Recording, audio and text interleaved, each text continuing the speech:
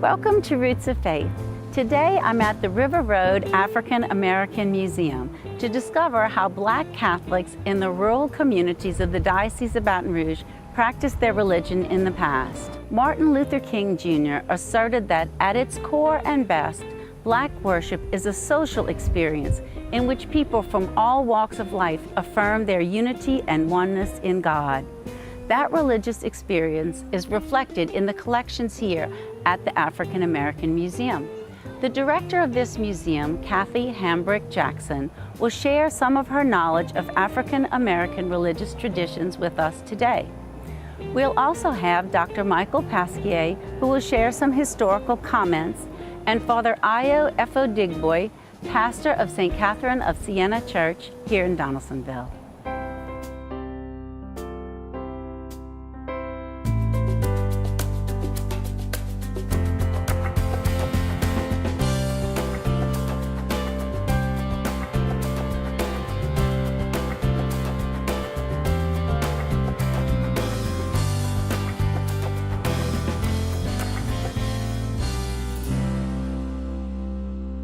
So tell me, what is the focus of the River Road African American Museum? Well, the mission of the museum is to educate the public about the art, artifacts, and buildings, culture and history of the African American people who live in the River Parish region between Baton Rouge and New Orleans, and also in the area that we call down the bayou to Thibodaux. So how did you get the idea to start such a museum? How did that come about?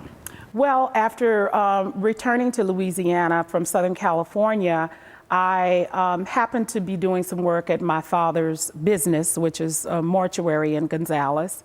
And I came across some obituaries that referenced people as natives of various plantations, like a native of Belle Helene plantation, for instance. And it dawned on me at that time that I could learn something if I went on one of the plantation tours about African American history. This was 18 years ago because the museum actually opened at the Texcoco plantation in March of 1994. Once I realized that there was a void when you went on the plantation tours 20 years ago, there was no mention of slavery. I set out to visit the churches, and as I was on funerals with my brother, and sometimes we'd find ourselves in cemeteries, and I'd noticed that many of the graves in the cemetery dated back before the Civil War. Many of these communities along the Mississippi River are predominantly African American: Vacherie, Herrieville, Darrow. I started to ask the elders in the community, did you remember your grandmother? Or was your grandmother or grandfather enslaved on one of the plantations? Do you remember when people worked on the plantations? What was it like to work in the sugarcane fields? Do you have any stories or memories or photographs or artifacts or documents from any of your relatives who might have been enslaved on any of the plantations in this region? And over a period of time, because everybody wasn't really very receptive to me asking these questions when I first started doing this. But over the past 18 years, people of all ethnic groups started sharing information and documents with me. And I came up with the idea that a museum might be a place where the visitors who come here from all over the world might be interested in knowing about the history and culture of these people. How does your museum speak to the religious history of African Americans?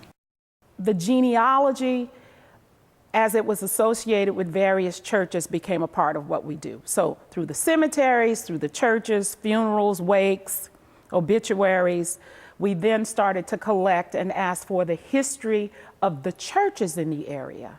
So both the Protestant and the Catholic churches in the African American communities along the river, some of them date back to 1867, right after the Civil War. And then, of course, in the case of St. Catherine's, we know the Catholic community, because many of the plantation owners were French, their slaves were baptized or married under the Catholic Church. Right, so there are records of that. So the Catholic Church, fortunately, probably has more records here in Louisiana for people to reference. than any other religion. What things in the museum do you have that exemplify African American history? The people here in the community of Donaldsonville have shared with us photographs from the school here that was affiliated with St. Catherine's. So we have many pictures of children at St. Augustine and St. Catherine's. Photographs of the Sisters of the Holy Family who were here. One of the photographs I think that is most popular that we have at the museum is a photograph of Sister Dimitri. And Sister Dimitri was the principal of St. Mary's Academy in New Orleans, but she was born here in Donaldsonville. And her father was one of the most famous jazz musicians around here locally, who also attended church here and who is buried in the Catholic cemetery here. His name was Claiborne Williams. It's amazing how many visitors we have who attended St. Catherine's Girls' School in New Orleans who want to know, why do you have a picture of Sister Dimitri in this museum? She was my principal in New Orleans. So it's really a shared history with the people of New Orleans. And I would say that's one of the most valued photographs that we have because so many people can identify with her. You were explaining to me about a African American Heritage Trail, both in Louisiana and locally. Would you share a little bit about that? Yes, the state of Louisiana has an African American Heritage Trail that can be found on the State Office of Culture, Recreation, and Tourism's website. And we were one of the first members of that trail. A couple of years ago, I got the idea to do a Donaldsonville African American Heritage Trail. And it was after visiting Philadelphia and Baltimore and realizing that many of the larger cities have these African American heritage trails for people who come to their town and want to spend a little bit more time learning about the local history. So you will find St. Catherine of Siena's Church on the Donaldsonville African American Heritage Trail and also the Ascension Our Lady of Lourdes Catholic Cemetery on the African American Heritage Trail for the city. Are there a couple of other things on this trail that you think are really interesting sites? One of the most exciting sites for me, even though there's not a fort there anymore, is two monuments that are located at Fort Butler. Donaldsonville had a star-shaped brick fort that was at the site where Bayou Lafourche and the Mississippi River converge. And it was a Union fort. And of course, during a time of war, there are losses on both sides. There is a monument to pay tribute or to commemorate the lives lost on the Confederate side.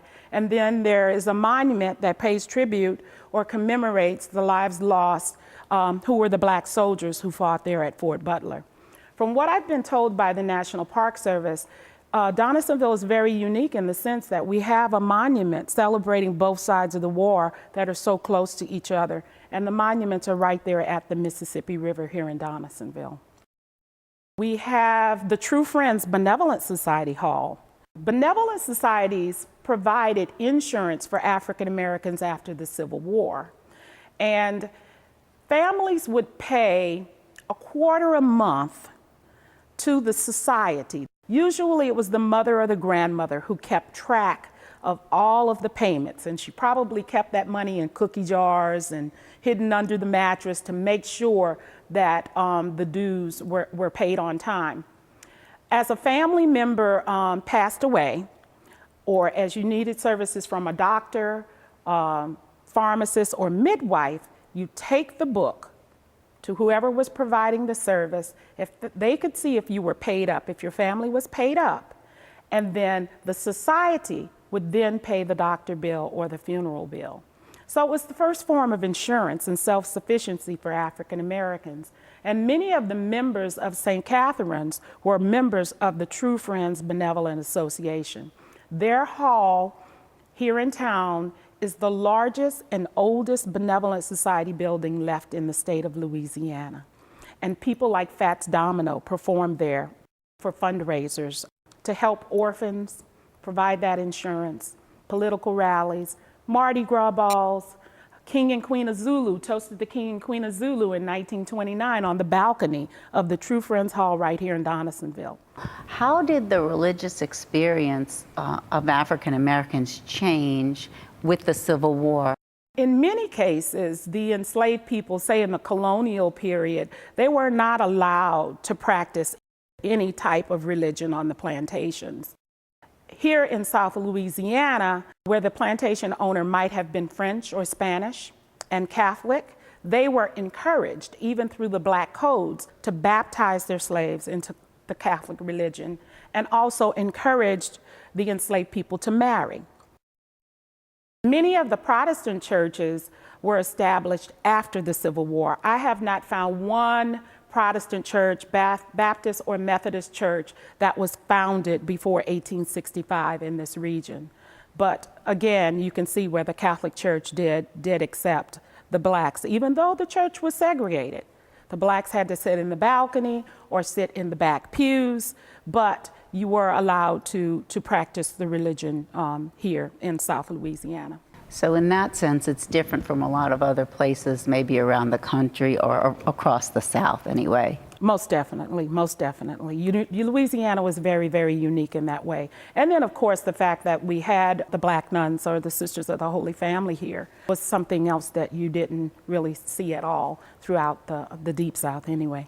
Yeah, well, it's wonderful to see the personal history of various races of people, and I think people are appreciating that more and more, you know. As time went on, surely black people were more empowered to choose for themselves, and so they chose a religion based on what made sense to them at the time. Right, exactly. The interesting thing about the Catholic cemetery here in Donaldsonville is that it's not segregated. It never was segregated. And the names are so ethnically diverse. You may also find people who have Jewish names buried in the cemetery.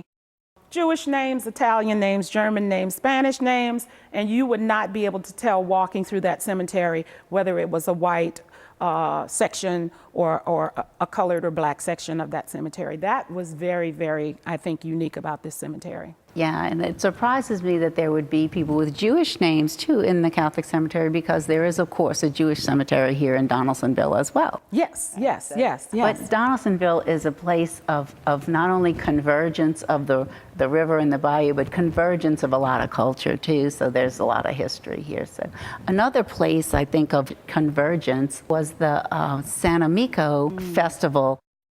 Sometimes I say if I could have lived 50 years ago, one of the events that I would have liked to have participated in this community was the Santa Miko parade. And from what I understand, it was a time when the Italian community and the African American community came together to recognize or celebrate what was called a miracle here on the river.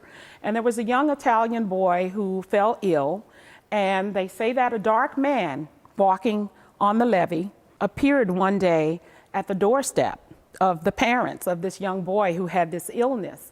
And the man was invited in and asked for permission to pray for the boy. Through a miracle, he was healed. The father then built a little chapel here on the River Road. I think it's in the community of Aben, just right outside of Donaldsonville. And it's a one-room, very small, quaint chapel. And it was to pay tribute to what became known Santa Miko. And there was a brass band that played in the processional. I was told that people would walk barefoot in the processional. When it would rain, people would still go and participate in the Santa Miko celebration. They would go to the Catholic Church on the river for a mass, and then afterwards they would go back to their communities. It's interesting that they'd come together for the parade, but then people culturally would then separate and go back to their communities respectfully and continue the day. It was almost like Mardi Gras, I suppose, here in the town of Donaldsonville. But it's really, really very interesting to hear the elders in this community talk about their childhood memories of that parade and the music.